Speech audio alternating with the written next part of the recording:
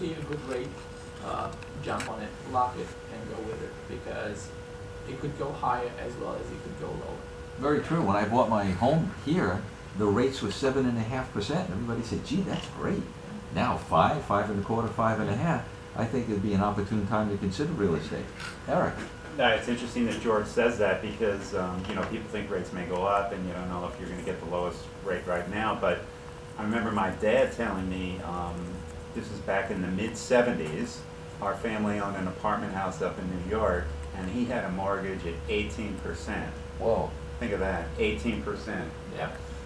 And I was at a closing just a couple of weeks ago, and the closer was telling me when I got an 11% loan, I had the lowest loan in my neighborhood, and everybody, I was the envy of the neighborhood. One thing about it, 11%, and now somebody today was yelling at me for quoting her 5.5. Put it in perspective and realize, it is what it is at the end of the day. What's the credit score that people need these days, George, to qualify for, let's say, an FHA loan or such thing? Traditionally, FHA does not base their decision on credit scores.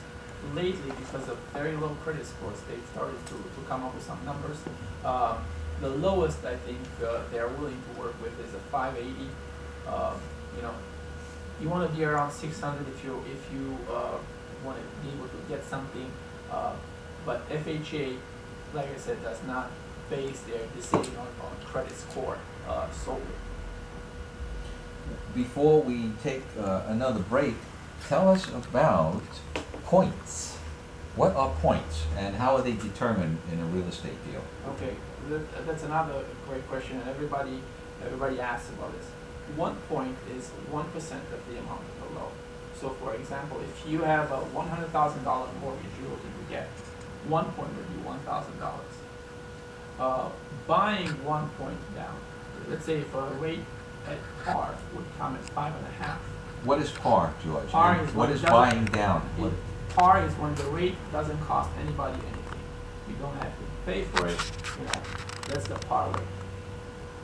If let's say $100,000 at 5.5%, 1 point you could probably buy it down to around, right off the top of my head, and don't quote me on this, but let's say around 5. You're being quoted. There's thousands of people out there, we hope. They're going to quote you. With dinner tonight, they're going to say, George said. Let's say you can buy it to 5%. It all depends on your interest in the property. Usually you recuperate a point within the first 2 to 3 years. And when I say recuperate, is your payments at 5.5 as opposed to your payments at 5%. Your payments at 5% are going to be that much better. Then in 3 years, you're going to take the $1,000 back, and then from that point on, you're going to be ahead of the game. If you're thinking you may not keep the property for 4 years, maybe it's not worth buying points and go with a higher rate.